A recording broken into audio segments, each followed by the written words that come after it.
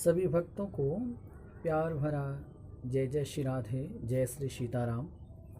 जैसा कि मैंने आप सभी भक्तों से पूर्व में एक निवेदन किया था कि लॉकडाउन का हम सभी सदुपयोग चूँकि करते आए हैं, 22 दिन का बड़ा ही सुंदर एक सेशन रहा साधना चैनल और ईश्वर चैनल का, जिस पर अभी तक आप सभी ने हमारी श्रीमद् भागवत कथा का आनंद लिया। अब चूँकि लॉकडाउन 3 कंप्लीट हो रहा है और लॉकडाउन 4 कल से प्रारंभ हो जाएगा, तो क्यों ना हम इस लॉकडाउन 4 का सदुपयोग करें और नित्य प्रति जब तक पूर्ण अनुमति नहीं मिलती है बाहर आने जाने की, तब तक एक पाठशाला प्रारंभ करते हैं हम हमारे YouTube चैनल मुक्ति मार्ग आचार्य यशवीर दीक्षित के माध्यम से, जिसमें हमारे बहुत से युवा भाई बहन, बहुत से स्टूडेंट्स, विद्यार्थी जो कि इस समय विद्या अध्ययन कर रहे हैं, या अन्य वो भक्त जो भक्ति मार्ग से जुड़े हुए हैं, वह सभी भक्त इस पाठशाला में आकर के अपनी सहभागिता अवश्य आकर के करें। और हमारे इस पाठशाला में आकर के नित्य प्रति हम एक नए टॉपिक पर सुंदर चर्चा करेंगे, जिसको आप श्रवण भी करें। और उसमें से यदि आपको कुछ न समझ में आए तो आप कमेंट्स बॉक्स में कमेंट्स करके हमें अवश्य बताएं। फिर आपको आपकी समस्या के निदान के रूप में आपके पूछे गए प्रश्न का उत्तर भी दिया जाएगा। चलिए, आज का बड़ा ही सुंदर विषय मैंने रखा है कि जो हमारे भक्ति मार्ग में जो साधक हैं, जो साधना करते हैं, तो उनके साधना के समय में एक दिक्कत आती है उनको। वो क्या दिक्कत आती है? उनको एक सबसे बड़ी दिक्कत यह आती है कि जब वो माला का जप करते हैं तो उनका मन एकाग्र नहीं होता है। हम माला कर रहे हैं और हमारा मन माला करते समय एकाग्र नहीं होता है। बहुत भाई बहनों के मुख से मैंने यह श्रवण किया है कि मैं महाराज जी माला करने बैठता हूँ तो मेरा मन जो है वो भटक जाता है। तो मैं उन सभी युवा भाई बहनों से निवेदन करना चाहता हूं जिनका मन माला के समय भटकता है, क्योंकि ये मन जो है वो बड़ा चंचल है। शरीर तो बैठा है पूजा में प्रार्थना के लिए, किंतु ये मन पहुंच गया कहाँ? भ्रमण करने के लिए। तो जब मन कहीं और होगा और शरीर कहीं और होगा तो की गई प्रार्थना हमारी सार्थक नहीं होगी वो प्रार्थना।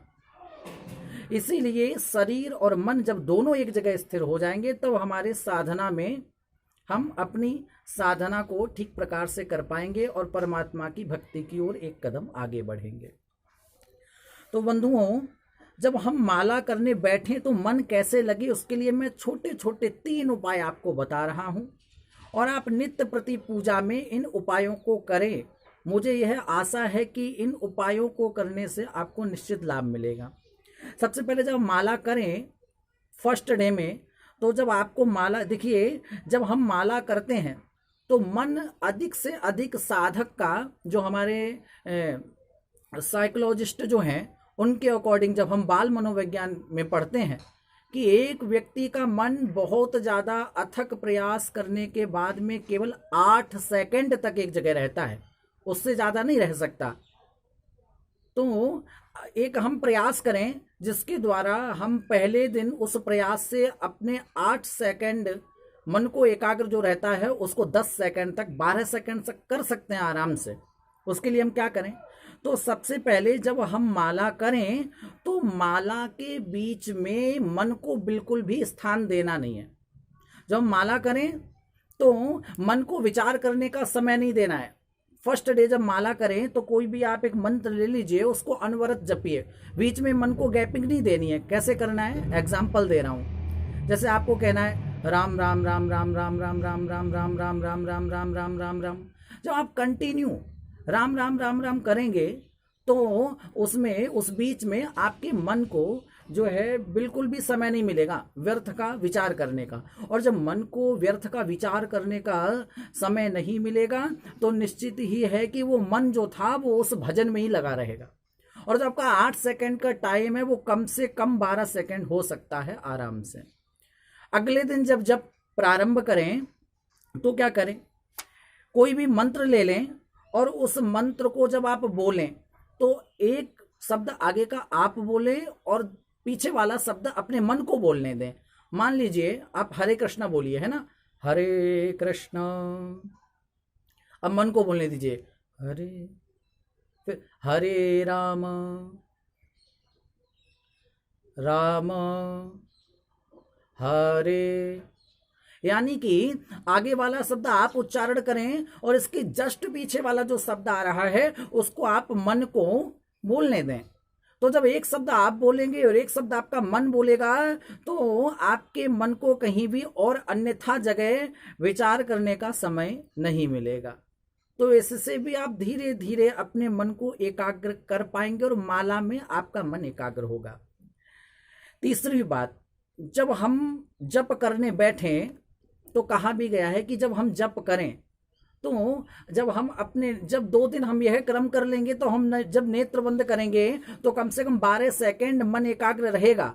उन्हीं 12 सेकंड में जब तीसरे दिन जप करना प्रारंभ करें तो उस जप को जब हम करें तो हृदय में भाव करें कि हमारे सामने राधा रमण लाल प्रभु है और श्री राधा रमण लाल प्रभु का जो हृदय में झांकी है उस हृदय की झांकी को नेत्रों के सामने लाने का प्रयास करें। जब करते करते मेरो राधा रमण का भाव करें और नेत्र बंद करके मन से यह भाव करने लगे कि मैं प्रभु का चिंतन कर रहा हूँ, प्रभु का दर्शन कर रहा हूँ। और कम से कम 54 बार भगवान राधा रमण के अंग में श्री हरि का नाम लिखिए। क्या करें, तीसरे दिन जब जप में बैठें तो मन को एकाग्र करने के लिए नेत्र को बंद करें, यह भाव करें कि श्री राधा रमण लाल प्रभु मेरे सामने हैं और उसी झांकी पर भगवान के पैरों से हरि नाम लिखना प्रारंभ करें। ये भाव करें कि ये भगवान के सुंदर चरण कमल हैं, इन पर मैं श्री हरि लिख रहा हूँ। इसके पश्चात में फिर मैं भगवान के चरण कमलों के बाद में महाराज घोटू पर, उन पर मैं भगवान का हरि नाम लिख रहा हूँ। भगवान की जंघा पर मैं क्या लिख रहा हूँ, हरि नाम लिख रहा हूँ। भगवान के कटी भाग पर मैं हरि नाम लिख रहा हूँ। भगवान के उदर पर मैं श्री हरि का नाम लिख रहा हूँ। भगवान के वक्ष स्थल पर मैं श्री हरि का नाम लिख रहा हूँ। इस प्रकार से भगवान के ललाट पर श्री हरि का नाम लिख रहा हूँ। भगवान के सुंदर सुंदर कपोलों पर मैं श्री हरि का नाम लिख रहा हूँ। ऐसा भाव करें और 54 बार कम से कम भगवान श्री हरि के उस विग्रह का ध्यान करते हुए हरि का नाम लिखें। निश्चित ही है कि इन नियमों को करते करते करते करते आप इस अवस्था तक पहुंचेंगे जब आपका मन पूजा में साधना के समय एकाग्र होने लगेगा। और देखिए, जब जीव का मन एकाग्र होगा फिर एक अवस्था आएगी जिसको कहते हैं वैराग्य। जब आपका मन एकाग्र होगा और हृदय में वैराग्य आ जाएगा तो निश्चित बात है कि जो आपके द्वारा साधना की जाएगी वो साधना फलीभूत होगी। तो अब थोड़ी सी चर्चा कर लें कि वैराग्य कहते किसे हैं, वैराग्य पर भी हम थोड़ी चर्चा कर लें। अब इसको मैं एक उदाहरण के द्वारा समझा रहा हूँ, क्योंकि हमारी एक पाठशाला है तो हम इसमें ऐसी चर्चा करें जैसे टीचर और स्टूडेंट करता है। मैं आपको अपने आप को टीचर भी नहीं बताता हूँ। ऐसे मान लीजिए कि हम लोग एक सखा हैं, आपस में हम अपनी वार्तालाप कर रहे हैं। देखिए बंधु, वैराग्य किसे कहते हैं। मान लीजिए हमारे सामने किसी ने सुंदर गौ दूध से सुंदर सुंदर ताजी ताजी अनेक मेवा इत्यादि मिलाकर के सुंदर तस्मई बनाई, खीर बनाई। उस खीर में सुंदर केसर डाला, सुंदर सुंदर उस तस्मई में सुगंध आ रही है। किंतु जैसे ही उस तस्मई का पान करने में लगा, उसी समय एक व्यक्ति आया और बोला, महाराज इस तस्मई को मत खाना। मैंने कहा क्यों, मैं इस तस्मई को क्यों ना खाऊं? तो बोला, महाराज जी जिस तस्मई को आप खाने जा रहे हैं, इसमें एक छिपकली आकर के ऊपर से गिर गई। अब आप बताइए, उस समय जिस तस्मई में मेरा मन अटका हुआ था, क्या मैं उस तस्मई को खाऊंगा? नहीं खाऊंगा ना। कितना भी उसमें गुण हो, कितनी भी सुगंध आ रही हो, कितने भी पंचमेवाओं से निर्मित वो तस्मई हो, लेकिन उसके अवगुण को जानकर उसी समय हम उस तस्मई का त्याग कर देंगे। ठीक इसी भांति इस संसार में भी राग है, द्वेष है, भोग है। ये संसार जो है वो विषय युक्त है, विषय वासनाओं से युक्त है। जब हमें अर्थात जीव को इस खीर की भांति यह ज्ञान हो जाएगा कि इस संसार में भी विषय और वासनाओं के अलावा कुछ नहीं है, उसी दिन इस संसार में कितना भी आनंद प्राप्त होता हो, किंतु वो हमारा मन इस संसार में रहने को तैयार नहीं होगा। जिस दिन यह मन स्वीकार कर लेगा कि इस संसार में विषय वासनाओं भोग विलासिता के अलावा कुछ नहीं है, तो ये मन सहज हट जाएगा इस संसार से। जैसे तस्मई में छिपकली पड़ गई तो यह मन उसको खाने को तैयार नहीं हुआ, इसी भांति जब हमारा और आपका मन इस संसार में यह देखेगा कि यह संसार केवल विषय और वासनाओं से युक्त है, तो यह जो हमारा मन है वह इस संसार से हट करके परमात्मा की ओर निश्चित जाएगा। और जब यह मन 5 कर्मेंद्रियां और 5 ज्ञानेंद्रियों से हट करके परमात्मा के चरणों में लगेगा, बस इसी अवस्था को हम वैराग्य कहते हैं। आज की पाठशाला में आप सभी जो हमें श्रवण कर रहे हैं, आशा है इसको आप अच्छे से श्रवण करेंगे, मनन करेंगे, चिंतन करेंगे। कोई बात समझ में ना आए तो कमेंट्स बॉक्स में अपना प्रश्न हमसे पूछ सकते हैं, हमसे बनेगा तो हम आपको उत्तर देंगे। कल के सेशन में भी एक हम सुंदर चर्चा के साथ आप सभी से मिलेंगे।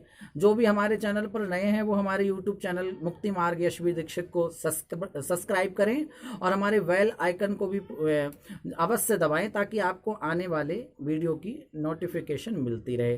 जय जय श्री राधे श्याम, जय श्री सीताराम।